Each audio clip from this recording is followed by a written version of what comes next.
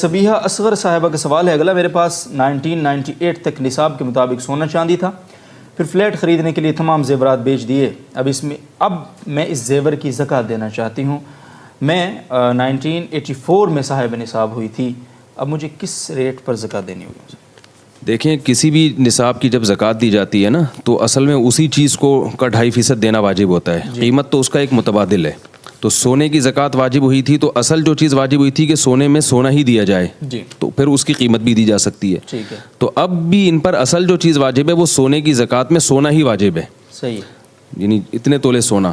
تو سونے کا متبادل اگر یہ دینا چاہیں تو اس کی آج کی قیمت پھر متعین کر کے وہ دینی پڑے گی ان کو. آج کی قیمت یعنی قیمت خرید، آج جو قیمت فروخت ہے اس کی قیمت فروخت. اچھا ٹھیک ہے، بہت شکریہ. کراچی سے محمد رضوان صاحب کا سوال ہے اگلا. کسی رشتہ دار یا ملنے والے کا ذریعہ آمدن معلوم نہ ہو یا بہت قلیل ہو، لیکن یقینی طور پر معلوم نہ ہو کہ وہ مستحق زکوٰۃ ہے یا پھر نہیں ہے، اور پوچھنے پر ناراضی کا اندیشہ بھی ہو، تو ایسی صورت میں اس شخص کو زکوٰۃ دی جا سکتی ہے؟ دیکھیے، کسی کے بارے میں آپ کو اگر معلوم نہیں ہے کہ امیر ہے یا غریب ہے، ذریعہ آمدن، تو ایسے زکوٰۃ دینا جائز نہیں ہے جب تک آپ اپنے طور پر اس کی تحقیق نہ کریں. تو سرسری تحقیق جس سے غالب گمان پیدا ہو جائے یہ تو بہرحال لازم ہے. صحیح ہے. 100% تحقیق تو ممکن بھی نہیں ہے، اور ظاہر ہے اس کا انسان کو مکلف بھی نہیں بنایا گیا، کیونکہ ممکن ہی نہیں ہے. ایک چیز آپ کسی کے گھر میں تو نہیں گھس سکتے، اس کی جیبیں تو نہیں ٹٹول سکتے. تو سرسری طور پر بہرحال تحقیق کرنی پڑے گی.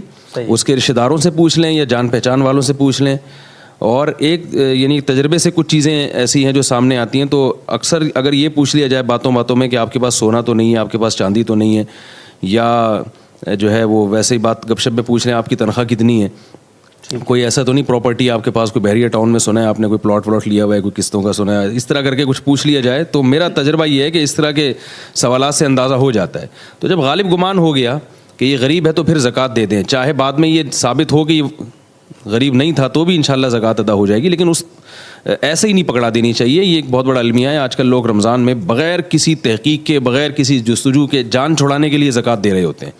تو زکوٰۃ تو سال میں ایک دفعہ فرض ہوتی ہے، اور اسلام کے 5 ارکان میں سے ایک بہت اہم ترین رکن، نماز کے بعد سب سے اہم رکن زکوٰۃ ہے. یعنی حج سے بھی اس کی اہمیت زیادہ ہے، روزے سے بھی اہمیت زیادہ ہے. اس لیے اللہ نے جگہ جگہ نماز کے ساتھ زکوٰۃ کو ذکر کیا. تو اس میں ٹرخانے والا کام نہیں ہونا چاہیے، تحقیق ہو تاکہ مستحقین تک پہنچے. وہ ٹھیک، بہت بہتر. جزاکم اللہ. اسلام آباد سے شعیب صاحب کا سوال ہے. میرے پاس 3 پلاٹ ہیں مصعب، جن میں سے ایک کی قیمت ادا کر چکا ہوں، باقی 2 کی قسطیں چل رہی ہیں. قبضہ ایک کا بھی نہیں ملا ہے مجھ کو ابھی تک. نیت یہ ہے کہ جس پلاٹ کا قبضہ پہلے مل گیا، باقی 2 کو بیچ کر اس پر گھر بناؤں گا. کیا زکوٰۃ ہوگی ان پلاٹ پر؟ یعنی ان کا سوال یہ ہے شاید کہ وہ جو پلاٹ ہے بیچنے کے لیے جو انہوں نے لیا ہے، جی، تو یعنی اس کو بیچنے میں ان کا نیت ہے کہ اس سے مکان بنانا چاہتے ہیں. جی، 2 پلاٹ کو بیچ کر ایک پر مکان بنائیں. تو اصل مسئلہ تو یہ ہے کہ اگر آپ نے پلاٹ بیچنے کے لیے خریدا ہو، چاہے اس سے نیت کچھ بھی ہو مکان بنانے کی، تو اس پر زکوٰۃ واجب ہے.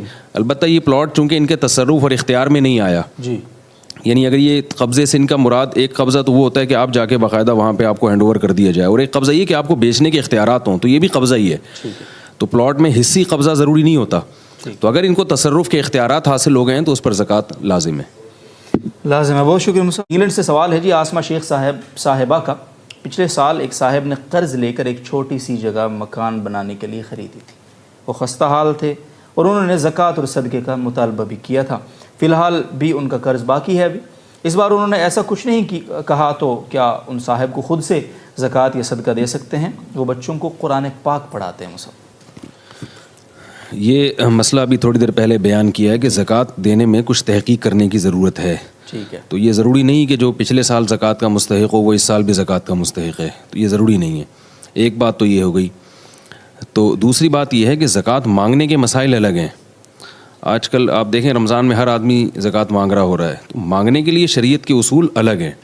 دینا تو جائز ہے بغیر مانگے کسی کو، لیکن مانگنا زکوٰۃ خود سے لوگوں کے پاس جا کے، اس کا اصول یہ ہے کہ جو جس کے پاس اس کی جو بیسک ضرورتیں پوری ہو رہی ہیں، یعنی کھانے کا اس کے پاس انتظام ہے اور ضرورت کی رہائش کا اس کے پاس انتظام ہے، تو پھر وہ زکوٰۃ نہیں مانگ سکتا. ٹھیک ہے. جبکہ ہم دیکھ رہے ہیں کہ جو بنیادی ضرورتوں سے کئی گنا لوگوں کی زیادہ ضرورتیں پوری ہو رہی ہوتی ہیں، پھر بھی لوگوں کے سامنے بھیک مانگ رہے ہوتے ہیں اور زکوٰۃ مانگ رہے ہوتے ہیں.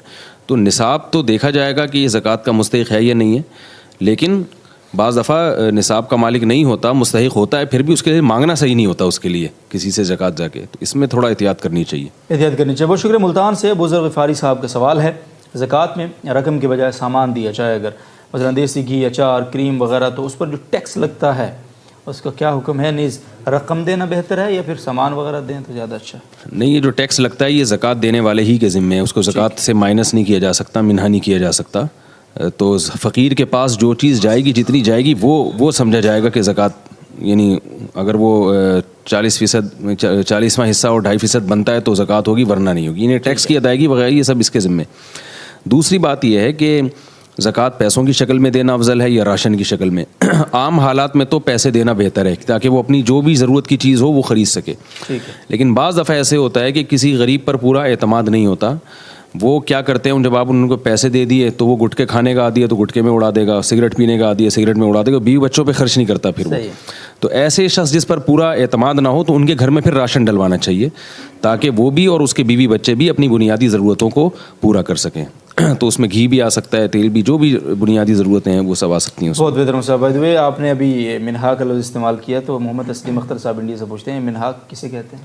منہا کہتے ہیں مائنس کرنا، ٹھیک ہے نا، یہ استعمال ہوتا ہے، مائنس کیا جائے گا، اس سے منفی کیا جائے گا.